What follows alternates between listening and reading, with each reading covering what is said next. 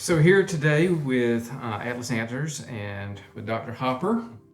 And today we were going to talk a little bit about hospice. And you have a special interest in hospice. And since you've been here, I guess about a year or so ago, began to look at taking a more active role in one of our local hospice companies here because of that special interest. When I came along back in my day, there were a lot of reasons people would want hospice or not want hospice. But I remember for me, the thing that always surprised me about hospice that people just would turn people off. And of course, this was back in a time when I was working at the VA. And I would work on the hospice unit in the VA. We still had a lot of World War II vets. And I remember the thing that surprised me the most was they did not want to go on hospice because hospice used morphine. And for them, what they always remembered was a fallen buddy. That was the last thing that was given to them on the battlefield. And so even years later, 60 years later for some of these guys, now in their 80s, they would be like, I don't want hospice because I don't want to get morphine. And we would have to sort of talk through that to help them understand what hospice was. Now, that was back in my day. What are some of the things that have surprised you for people, objections for hospice?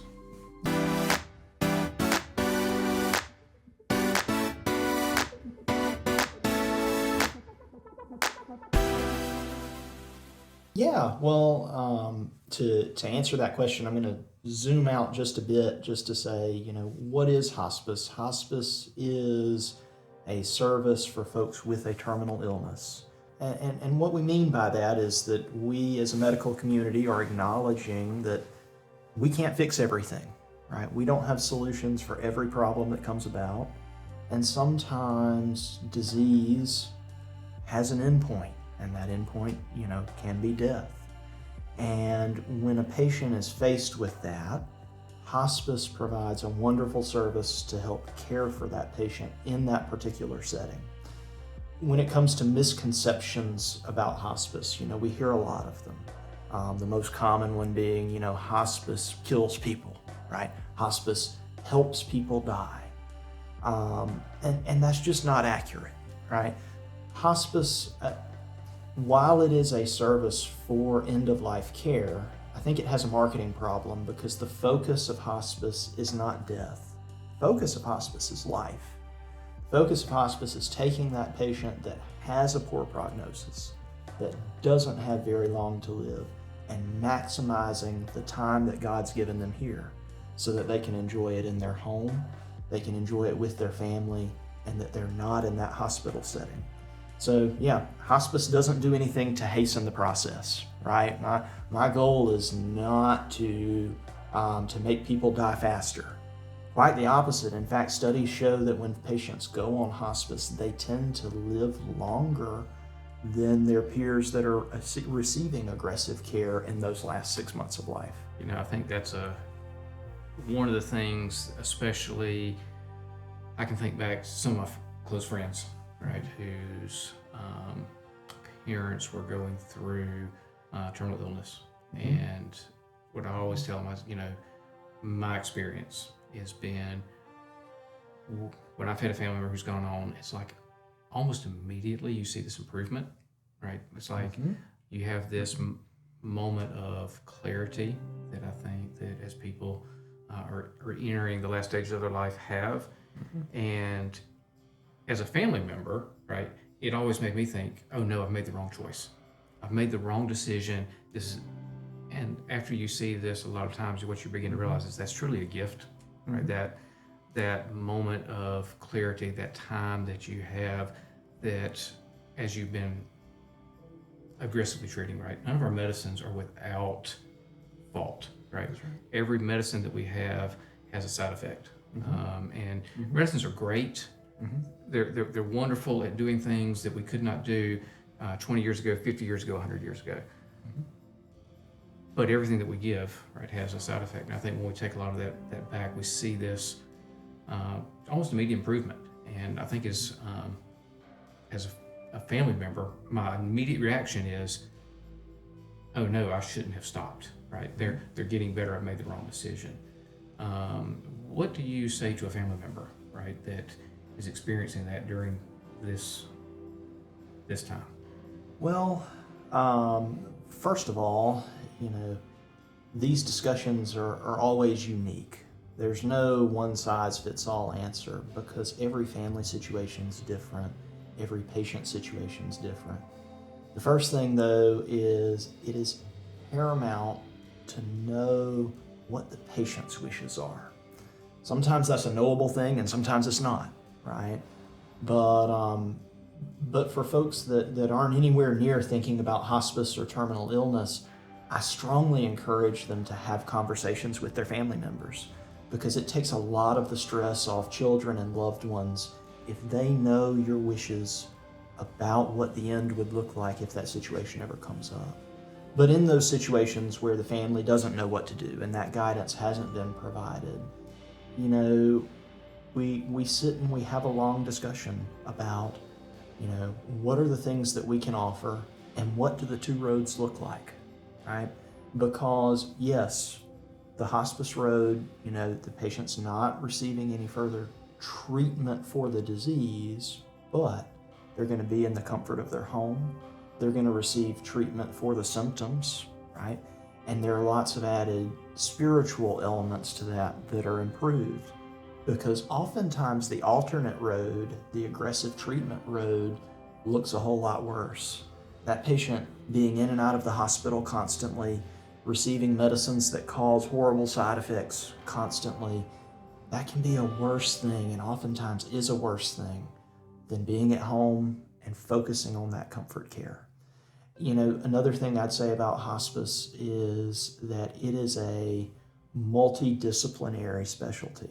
I was just thinking about a patient of mine actually that is on our hospice service at our team meeting last week. And just for reference, for hospice every 2 weeks, the physician, the nurses, the aides, the chaplain, and the social worker all meet to discuss every patient. At the meeting 2 weeks ago, one of my patients who has lung cancer, his goal is to go visit his family in Massachusetts before he dies. And part of what we did in this hospice team was I talked with the nurse about how to coordinate his medicines for getting through the airport. The social worker helped the daughter to already have him wheelchairs arranged, handicap seating on the plane, all of that stuff just like they needed to facilitate this goal, right? And the purpose of that goal was not to help the patient die. The purpose of this goal was to say, hey, he's got this disease, but we're going to help him live to the utmost with the time God has left for him.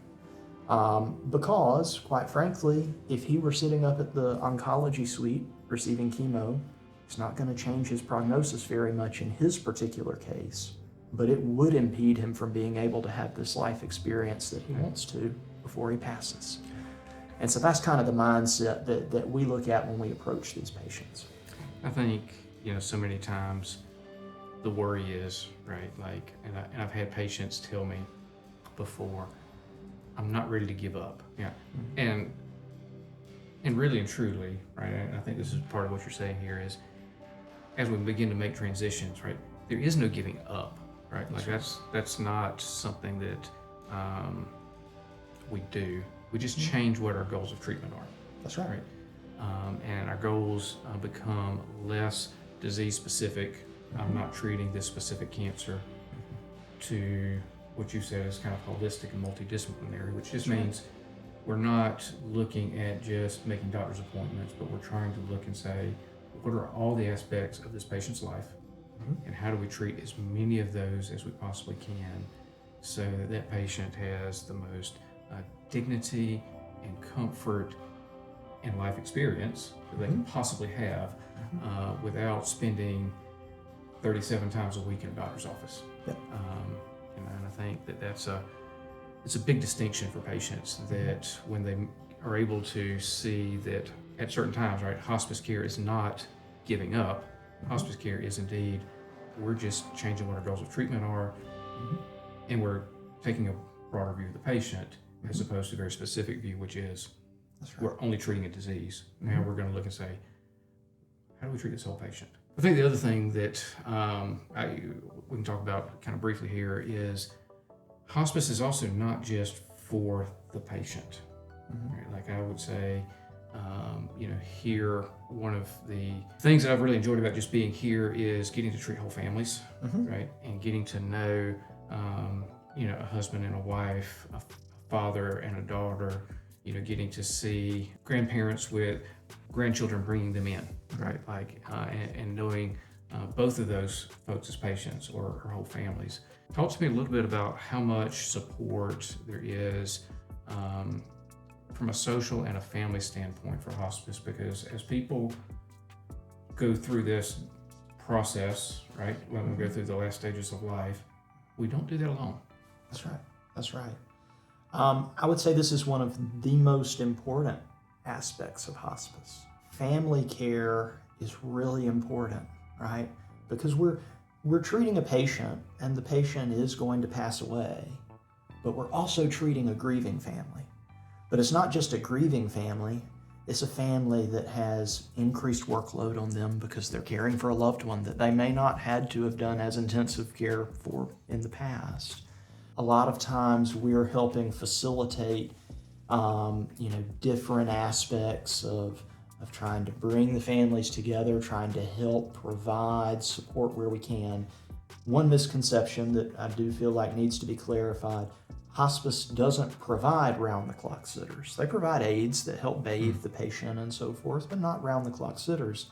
But they absolutely provide that social worker and that support to help families navigate some of those challenges. One of the biggest perks of hospice are that hospice patients every month are entitled to 5 days of respite care. Respite care is a huge deal. What does that mean? That means that if the family needs a break, hospice will take that patient for 5 days and care for them free of charge to the family. When you think about caregiver stress, caregiver burnout, when you think about the fact that as people are going through these things, life is still happening, right? I can't think of how many countless times there have been tough situations, a wedding, a birth, those kinds of things where the main caregivers don't want to miss out on those life events, but they also want their loved one to be cared for, right? Hospice can help fill those voids and provide that extra support. And I want to pick back up on something you were talking about a minute ago, because I think it's important, even in our day job, right? In my primary job, which is to be a primary care physician. I love to diagnose. I love to do, physical exam, to write medications, to do all of those things. But those things are only one small component of caring for the patient, right? I can do everything right from a physical standpoint. But if that patient doesn't have emotional support, if they don't have a good spiritual life, if they don't have good family support at home, if they don't feel like they have purpose, it doesn't matter what I do from a medical standpoint, that patient's not going to flourish.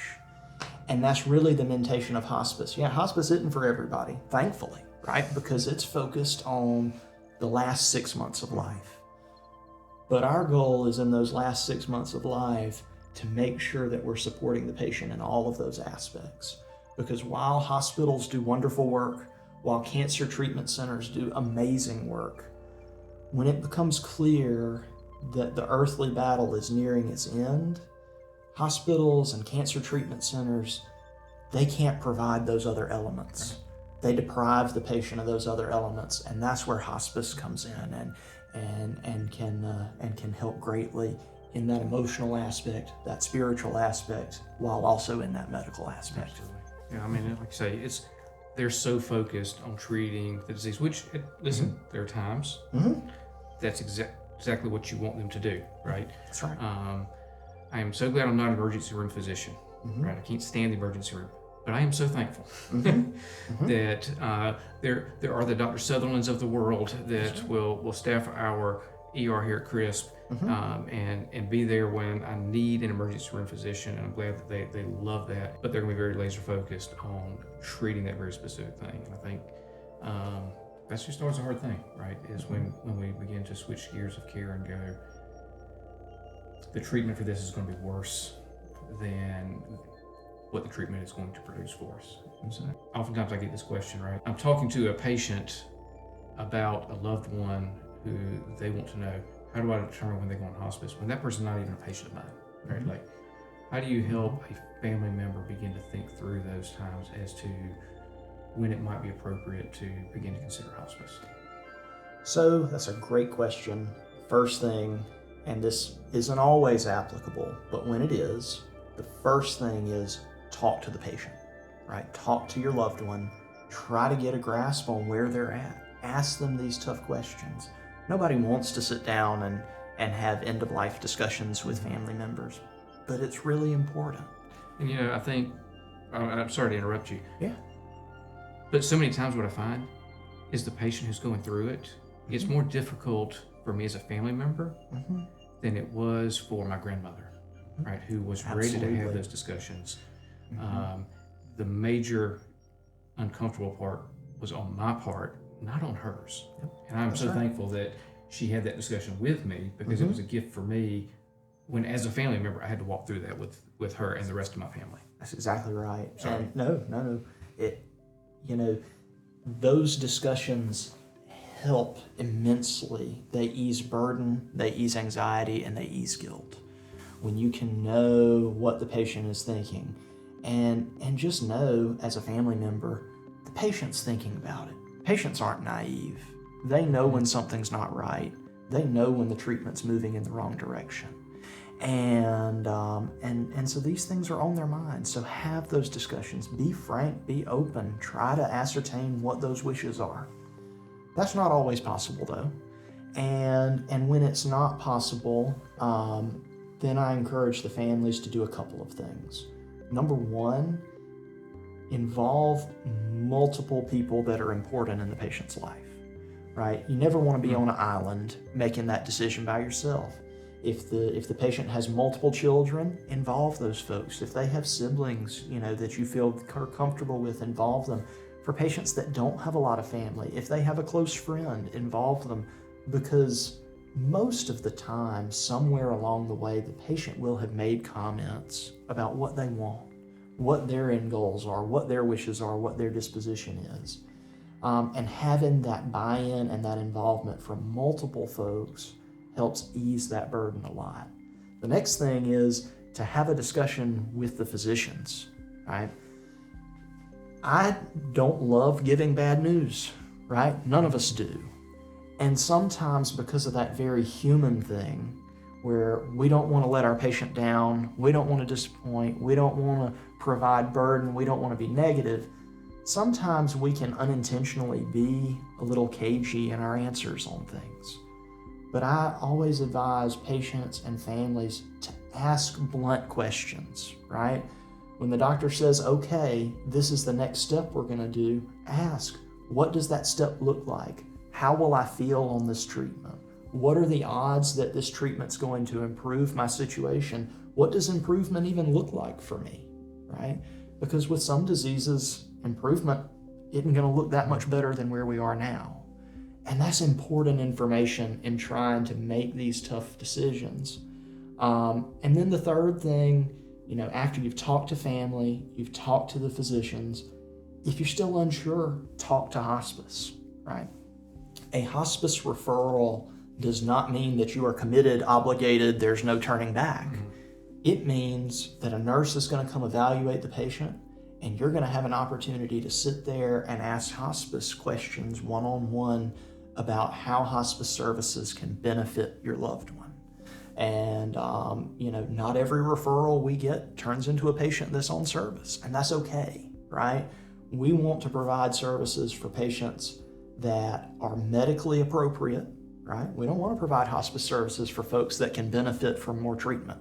If you can benefit from more treatment, go do it. Hospice isn't for you.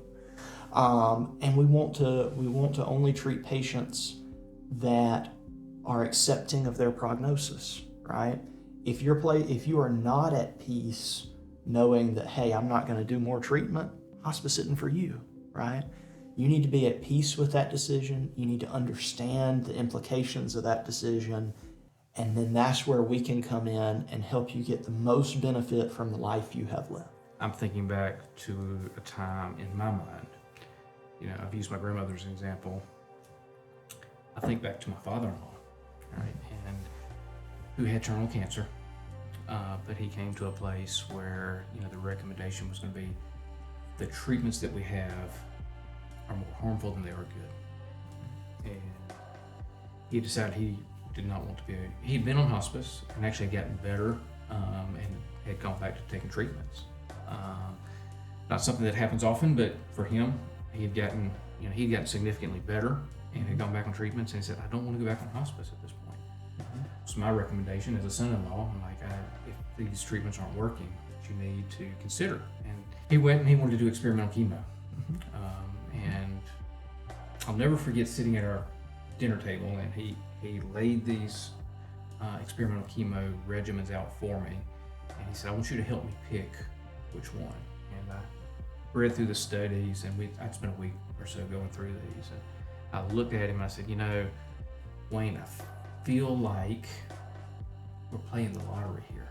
Like, you know, I don't feel like any of these treatments are going to be really great treatments. And I'll never forget, he fumbled around his pocket and he pulled out 2 lottery tickets. He said, well, I'm still playing the lottery. And it was like I knew immediately, right, he's not ready.